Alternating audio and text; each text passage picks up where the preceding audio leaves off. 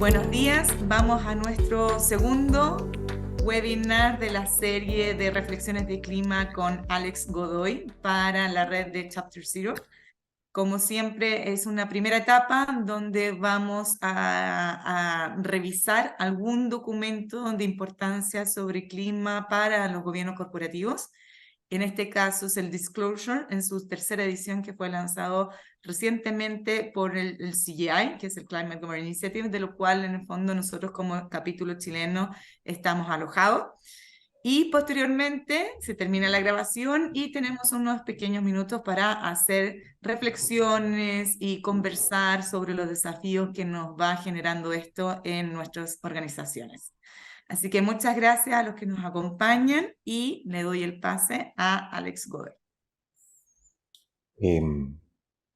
Hola a todos, un gusto verlos, digamos, voy a proyectar. La idea es que sea como súper cortito y después tomar nota de los que participan, ¿eh? O sea, esa es como la idea, como para hacer como una especie como como dicen los gringos, como de wrap up y tomar sus notas, ¿ya? De ciertas reflexiones. Entonces voy a proyectar. Ahora vamos al Word. Ahí sí.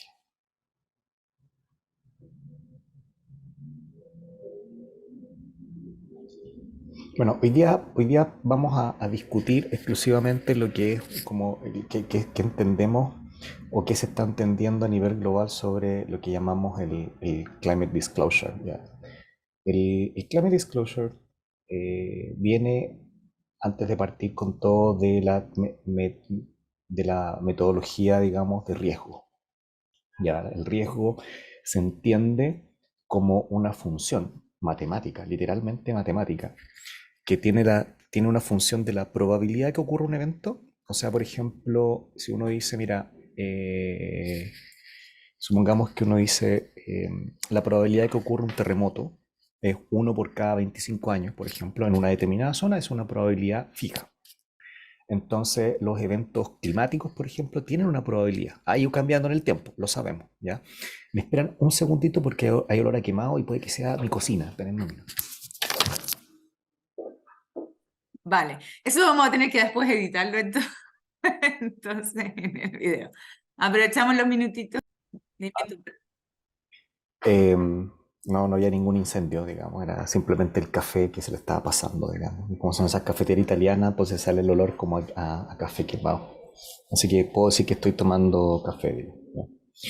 Em, bueno, entonces el Climate Disclosure parte como en términos bien característicos por temas de lo que es el riesgo. El riesgo es un cálculo, ¿ya? Un cálculo que es igual a la probabilidad de que ocurra un evento. Ese evento puede ser un evento fijo o un evento que va cambiando. Por ejemplo, una probabilidad de lluvia en el caso de las cosas climáticas. Entonces, por ejemplo, la probabilidad de lluvia o, por ejemplo, una probabilidad de lluvia intensa, uno sabe que puede ocurrir 4 veces en el año, 5 veces en el año, 6 veces en el año. Y eso se multiplica por lo que se llama el impacto, que el impacto es la magnitud del evento multiplicado por la vulnerabilidad. Por tanto, hay una relación del riesgo entre la vulnerabilidad de quien recibe la amenaza. O sea, por ejemplo, uno puede estar viviendo en una zona en la cual uno sabe que va a ocurrir un evento, un terremoto, por ejemplo, y el edificio tiene vulnerabilidades. Entonces, si el edificio es muy vulnerable, el riesgo es muy alto. Si el edificio es poco vulnerable, da lo mismo el evento porque la vulnerabilidad se reduce, entonces en un fondo uno está menos expuesto. Entonces, dicho eso, el climate disclosure o la discusión climática tiene que ver con cómo las organizaciones, y ahí parte, ¿ya? Cómo este riesgo climático, que es un evento probabilístico, un evento extremo, que tiene un impacto. Hay empresas que están más expuestas, por ejemplo, en la sequía, por ejemplo, un evento climático que está ocurriendo y que ocurre con una cierta probabilidad, una cierta intensidad, y hay empresas agrícolas que están más expuestas o no, porque hay empresas que van a estar en un área donde ocurre sequía y otras empresas agrícolas que van a estar donde no está la sequía. Las que no están en la sequía no tienen exposición, por lo tanto no tienen riesgo, pero las que sí están expuestas a ese lugar, la pregunta es, ¿soy vulnerable o no soy vulnerable? Y esas son tres preguntas que están encadenadas en el análisis de riesgo. Es la probabilidad de que ocurra un evento, una. Dos, ¿estoy expuesto a ese evento o no? Porque si estoy expuesto, tengo que preocuparme. Si no estoy expuesto, no me tengo que preocupar. Y tercero, si es que estoy expuesto, ¿cuán vulnerable soy? Y esas son las tres grandes áreas del riesgo que tenemos que tomar, ¿ya? ¿Y por qué esto es importante? Porque en las organizaciones, los directores, usualmente uno ve siempre la parte económica y uno olvida la parte productiva. Y la parte productiva se refiere a la producción de bienes y servicios que están enraizados en recursos naturales. Y esos recursos naturales vienen de los ecosistemas están afectados al clima, por lo tanto, si nosotros estamos produciendo, por ejemplo, voy a inventar, digamos, estamos produciendo salsas de tomate, nuestra producción de salsa de tomate depende de la producción de tomate. Y si mi producción de tomate es de compra de proveedores locales, mi primera pregunta es, en los proveedores locales que tengo, que suministran estos tomates, ¿ya? ¿Estoy expuesto o no estoy expuesto a amenazas climáticas? Primero. Dos, si están expuestos, ¿cuán vulnerables son? ¿Ya? Y tercero, ¿qué puedo hacer para reducir la vulnerabilidad? La amenaza es algo que no nos vamos a sacar, pero sí podemos reducir las vulnerabilidades. Esta cadena de pensamiento lleva después a los centros, a los grandes centros de financieros y a los inversionistas a empezar a ver, dado que empezó a ocurrir de que cada vez más con los eventos de cambio climático, inundaciones, sequía, etcétera, los seguros empezaron a pagar los seguros empezaron a dar las primeras señales de alerta. Hoy día les voy a enviar en algún minuto las principales páginas de los seguros a nivel global, tienen estudios ya bastante acuciosos, por lo menos en Estados Unidos y en el hemisferio norte, de lo que ellos han pagado por indemnizaciones, y ellos son los que están presionando a los principales flujos financieros para que las organizaciones empiecen a preocuparse de esto, porque las empresas, la industria de los seguros se está viendo afectada por esto. Dicho eso, empieza, digamos, a caer estos temas a las bolsas de valores, etcétera, y los inversionistas, que son los que ponen dinero en organizaciones, hablan y empiezan a crear de esta visión de que toda organización debe, ojalá, presentar lo que se denomina un climate disclosure. O sea, yo le digo a los inversionistas si estoy en riesgo o no estoy en riesgo climático. Y así nace esto, ¿ya? Y así nace esta iniciativa de ya ponernos de acuerdo, de que todos hablemos lo mismo. Y obviamente el CGLI, el GSLI, la iniciativa, digamos, ya tiene distintos reportes de qué es lo que están pidiendo los distintos países y qué en un fondo es lo que tenemos que ponernos de acuerdo y cómo es el rol de los directores en esto, ¿ya? Dicho eso, volvemos a los principios que guían ya en los gobiernos corporativos en términos de materia climática. Estos principios, que fue lo que discutimos en el primer webinar, eran una contabilidad climática, es decir, mira, mis operaciones están localizadas en Chile, estas operaciones están localizadas con tal cadena de suministro y estos están expuestos a tales amenazas. Ya cómo lo estamos controlando, un sujeto de, de cómo lo estoy controlando, cómo la estructura del board lo está abordando, cuál es la medición de materialidad del sistema, cómo yo me interrelaciono con los medios, cómo yo hago un reporte y lo introduzco en los reportes de las compañías, tanto para accionistas, inversionistas, comunidad en general. Son distintos eh, stakeholders o grupos de interés, ¿ya? Cómo yo incentivo a que la compañía, desde el rol del director, se movilice, y finalmente cómo hago esto que se integre estratégicamente. Y en ese contexto nosotros hablamos de que el foco hoy día es el cambio climático como riesgo sistémico y financiero, entendiendo de que las amenazas climáticas, que son eventos climáticos como un terremoto, que puede ser un desastre natural, no solamente afectan la producción, sino que afectan la importación de materias primas y la disrupción de las cadenas de abastecimiento. Y eso es, por ejemplo, la guerra, no solamente el cambio climático, sino la guerra de Ucrania, por ejemplo, produjo una disrupción de la producción de trigo, porque obviamente los principales países productores de trigo, Ucrania y Rusia, digamos, entraron en guerra. Eso significó una disminución de los principales insumos de trigo. Eso conllevó a un aumento en el nivel de precios, a una escasez de trigo, un aumento en el nivel de precios en los países más ricos, y obviamente que numerosos agricultores, tanto en Latinoamérica como en África, prefirieran exportar el trigo hacia países europeos, produciendo un desabastecimiento en los países locales y un incremento en el índice de precio de los alimentos. Y por eso en Chile, por ejemplo, el índice del precio de los alimentos subió, porque en el fondo nosotros consumimos harina por todas partes, pero como hay escasez acá porque se prefiere exportar, estos cambios de flujo generan estos desequilibrios, ¿ya?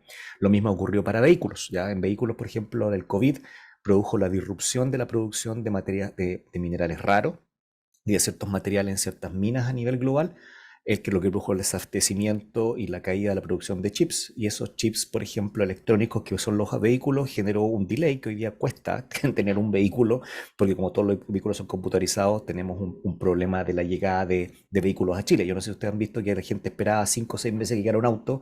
Eso no era porque la producción, sino porque hay una disrupción en las cadenas de suministro. Y esto ha empezado a ocurrir para distintas cosas, ¿ya? Entonces, hoy día es entender, y por eso el enfoque de este escrito es con respecto al cambio climático como un sistema de riesgo financiero, ¿ya? Y riesgo sistémico. Y antes de empezar con las preguntas, porque ahí vienen ustedes, digamos, es el típico cuadro que nosotros hablamos de los riesgos relacionados al clima, las oportunidades y obviamente el impacto financiero. Tenemos los riesgos. ¿Ya? Hay riesgos físicos. Los riesgos físicos son los riesgos que un evento climático pueda afectar directamente la producción, pero también están los que se llaman riesgos de transición, que son, por ejemplo, los riesgos de políticas ilegales. Y ahí, por ejemplo, tenemos por ejemplo, que se llaman los delitos financieros, y los delitos financieros hoy día involucran delitos ambientales. Entonces uno dice, pero ¿cómo ligo esto con el clima? Conversábamos ayer con Valentina Durán, la directora ejecutiva del Servicio de Evaluación Ambiental. Cuesta hacer el link, pero supongamos que ustedes introducen la variable de cambio climático en la producción de salmones, por ejemplo, ¿ya? Entonces ustedes dicen, bueno, yo tengo que reducir la producción de salmón porque el salmón obviamente eutrofica las aguas, entonces van a converger la eutroficación normal, que es producto del proceso, con cosas que son de cambio climático, elevación de temperatura, y obviamente va a ser más difícil producir a la misma cantidad porque si sigo produciendo la misma cantidad, voy a tener un impacto ambiental muy grande, ¿ya? Entonces uno ya descubre de que muchos salmones, con el cambio climático, de aquí a 10 años va a aumentar la probabilidad de que esas aguas se eutrofiquen, se contaminen con materia orgánica. El problema está en que si uno no hace nada, a pesar de que está en la evaluación de impacto ambiental, eso se transforma en un delito ambiental.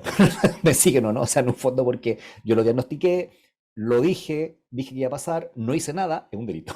¿Me entienden, no? Entonces se empiezan a entrecruzar los temas que hoy día no son tan evidentes y esos son riesgos políticos y legales. Tenemos una ley, por ejemplo, de cambio climático, que nos está exigiendo, por ejemplo, actualizar la evaluación de impacto ambiental y eso significa remirar todas las operaciones si cumplen higiénicamente o no. Lo segundo es un riesgo tecnológico. A veces no hay tecnología, ¿ya? O sea, el mismo caso de los salmones, por ejemplo, que lo conozco bastante bien, la tecnología llega a un límite, no hay más. Es como los camiones a petróleo, no tenemos más camiones o sea, no hay camión eléctrico, hay muy pocos camiones eléctricos y algunos hidrógeno, pero los camiones de la minería no están a petróleo, o sea, no hay nada que hacer, pues la tecnología llega a un límite, ¿ya? El mercado y obviamente riesgos reputacionales, que al final un accidente ambiental, en el mejor caso lo hemos visto, por ejemplo, en el caso de Barrick, ya en el caso de Barrick, digamos, generó un efecto reputacional bastante grande que llevó a un cierre de una operación minera. Eso son como lo que llamamos riesgos, la probabilidad de un evento y al final los riesgos de transición son cuán vulnerables somos a eso. Y la vulnerabilidad política y legal tiene que ver con una vulnerabilidad del compliance de las compañías.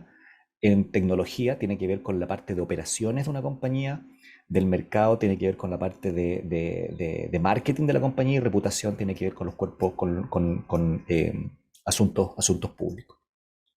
Pero por otro lado están las oportunidades. Las oportunidades son que tenemos al alcance recursos de eficiencia para poder avanzar en eso, fuentes de energía diversas, productos y servicios que tiene el mercado que nos permite reducir la vulnerabilidad. Todas estas oportunidades son la reducción de vulnerabilidades, porque la amenaza no la vamos a sacar, eso hay que dejárselo bien en claro. La amenaza está. Por lo tanto, las oportunidades son los nuevos tipos de mercados y obviamente la resiliencia del organismo.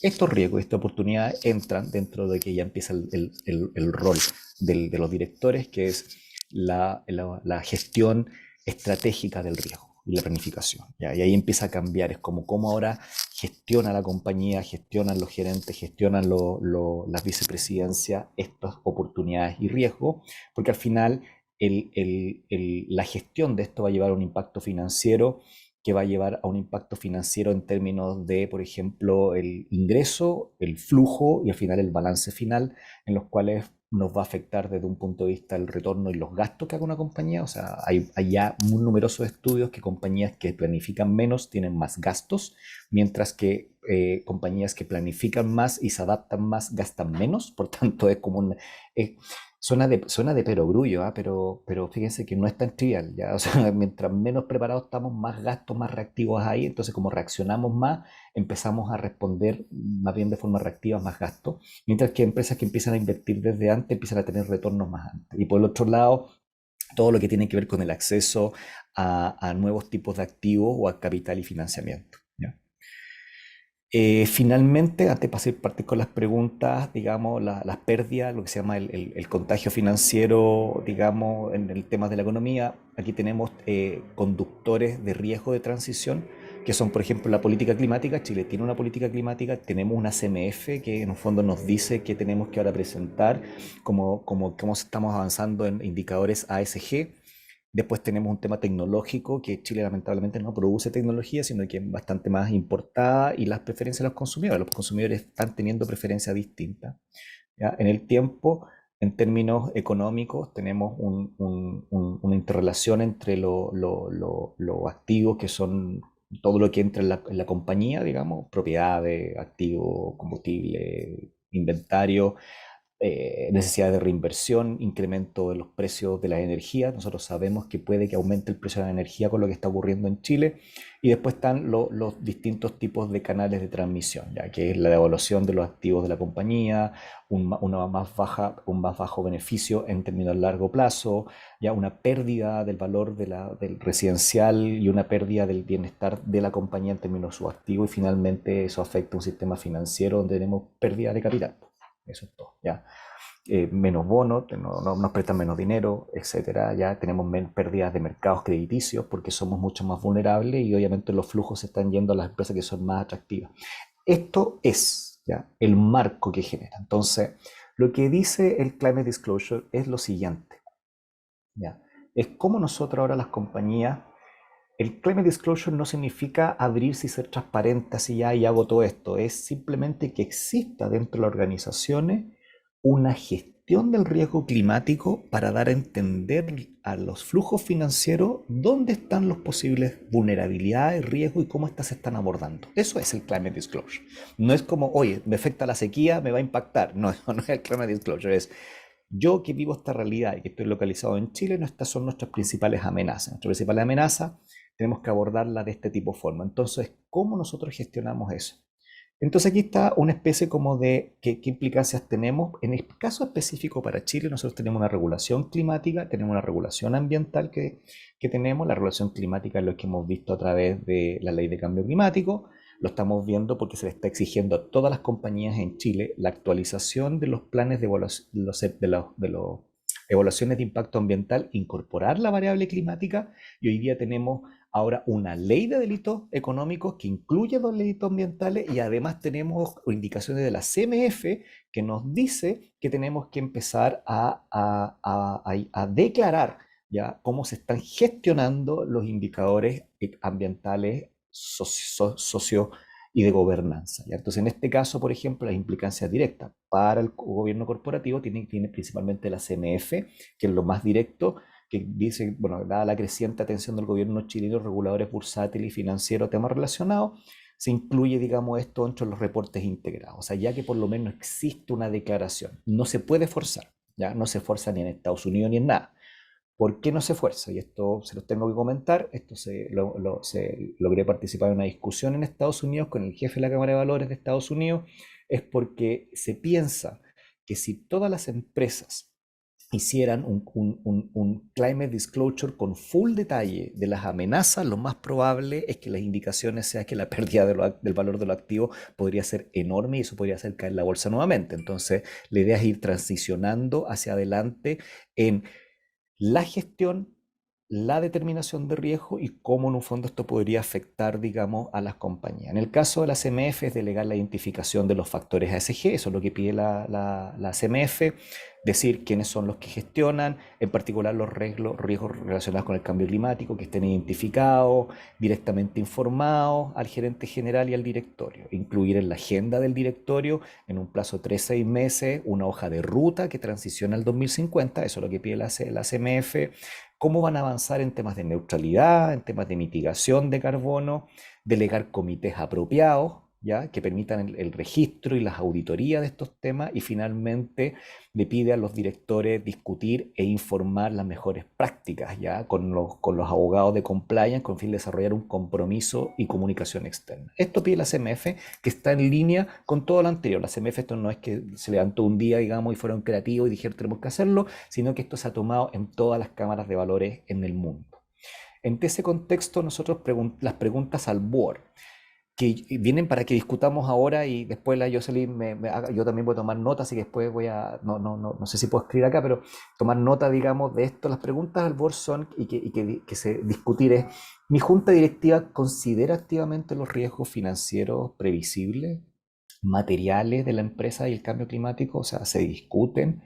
¿Están incluidos dentro de la cadena de valor? Dices, la cadena de abastecimiento, ¿a dónde? La segunda pregunta que el board tiene que discutir es, me comprometo y analizo de manera significativa la información de los consejos de los riesgos asociados.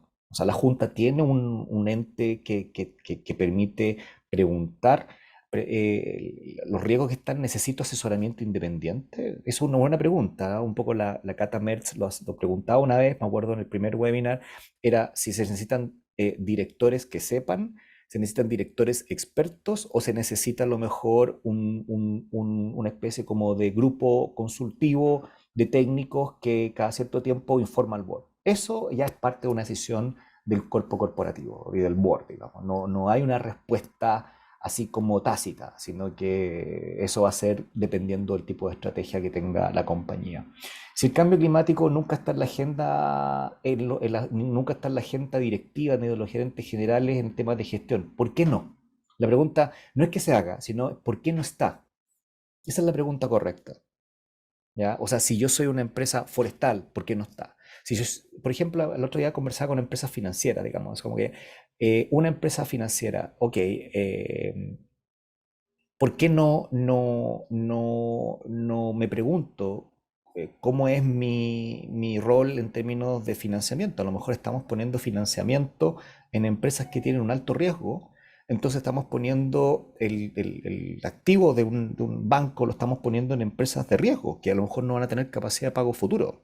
Y no lo sabemos porque no lo sabíamos, porque nunca lo hemos pedido y porque cuando se hace una evaluación crediticia simplemente se hace un valor del respaldo financiero que tiene una compañía al pedir un préstamo, pero no hay una asociación si eso está en riesgo o no, porque al final la capacidad de pago no depende de cuán saludable uno esté la compañía hoy día, depende de cuán saludables son tus flujos financieros futuros, especialmente para inversiones que tienen, por ejemplo, 10, 20 o 30 años plazo. Finalmente, la Junta Directiva considera los riesgos climáticos en la planificación estratégica general. Los pregunta, oye, ¿sabes qué? Estamos produciendo, no sé, chips y estamos comprando molibdeno a India. ¿Sí? ¿Cuál es nuestra vulnerabilidad con que se nos caigan nuestros socios partner en India? Eh, Ese tipo de cosas, como la relación de los proyectos o la adquisición de ciertos activos está supervisada por la junta directiva. ¿Qué rol, cuál es el, esto es una pregunta muy estratégica, ¿cuál es el grado de control que tiene que tener el director en términos de este tipo de dirección? Y esta es una pregunta que no se sabe porque en Estados Unidos las empresas son muy distintas. Son empresas mucho más estructuradas, son menos familiares. Entonces, al ser menos familiares, hay una pugna entre los directores y el gerente general y se sabe en Estados Unidos que muchas veces el gerente general tiene más vida propia que los propios directores. En Chile el director tiene mucho poder porque son empresas que tienen una estructura completamente distinta. Entonces al tener estructuras completamente distintas y menos alargadas, el rol del directorio es mayor. Entonces la pregunta es, ¿cuánto es el grado de supervisión y de involucramiento del board en las decisiones que debieran estar hechas por otras personas aguas abajo? Eh, Preguntas que presenta, esto están en el documento que se les envió. Mi empresa ha incorporado procedimientos, por ejemplo, de riesgo climático previsible, por ejemplo, empresas sanitarias, empresas de manufactura, o si la empresa es proveedora de una de estas empresas, porque uno puede ser proveedor de una empresa que está en riesgo climático, puede que yo no tenga riesgo climático, pero sí mi comprador final, ¿ya? O sí a quien le estoy vendiendo, digamos, ¿ya? ¿Se informan en los estados financieros o no? Porque ahora estamos hablando de reportes integrados. ¿Ha considerado la Junta, por ejemplo, un objetivo cero emisiones al 2050? Y si se ha considerado, ¿de qué estamos hablando un poco? Y esto es una final, es el santo grial que se ha hablado en todas partes en este minuto en el mundo, y es, ok, si tengo todo esto, la pregunta es simple, ¿cuál es el gasto de capital que mi empresa está haciendo para esto? Para abordar los temas de país y los temas de adaptación, para abordar el Acuerdo de París. La pregunta es, no solamente falta la gestión, estoy asignando recursos a esto, porque al final el recurso es la asignación tácita de lo que queremos hacer. Es como el presupuesto nacional. Estamos hoy día en una discusión de presupuesto nacional y vamos a ver cuán importante es para el gobierno ciertas áreas. Entonces el gobierno dice, para nosotros es importante la educación, que es lo que vamos a ver, que el presupuesto de educación debería aumentar. ¿Me entienden? Si para nosotros esto es importante, ¿cuánto es el flujo que nosotros vamos a asignar para esto? Alguno de los pares de mi empresa ha estado, por ejemplo, sujeto a propuestas de los accionistas, por ejemplo, asesores, ya, alguno de los pares de mi empresa ha estado sujeto a investigaciones regulatorias o litigios climáticos. La pregunta aquí al revés es, ¿cuántos de los directores conocen el, ¿cómo se llama? En las personas se llama como el certificado antecedente de quienes trabajan con usted? Esto es importante porque así como uno no tiene a lo mejor una especie como de estructura para enfrentar el climate disclosure, puede que la cadena de suministro tampoco, y es altamente probable que así sea, si al final esto es una cadena de cosas. Entonces la pregunta es, ¿conocemos certificados antecedentes, delitos económicos y ambientales de quienes están en nuestra cadena? Y finalmente, si acaso tengo un nivel, los directores tienen un nivel de conocimiento real sobre los riesgos físicos, de transición y los riesgos. O sea, ¿ustedes están informados por el resto de por el resto de los componentes de la compañía de cuál es el riesgo? Porque a lo mejor su rol es informarse, pero quien tiene que informarle sobre el estado de la compañía son las personas que están abajo del directorio. Y eso es importante. ¿Se lo pedimos a un consultor independiente o debiera ser algo que debieran estructurar las personas que están? Eh, Abro la discusión y nada, la dejo hasta aquí y quizás compartir con ustedes qué piensan, cuál es su visión y ahora yo tomo notas porque la idea es de entregar los grandes puntos salientes de este webinar.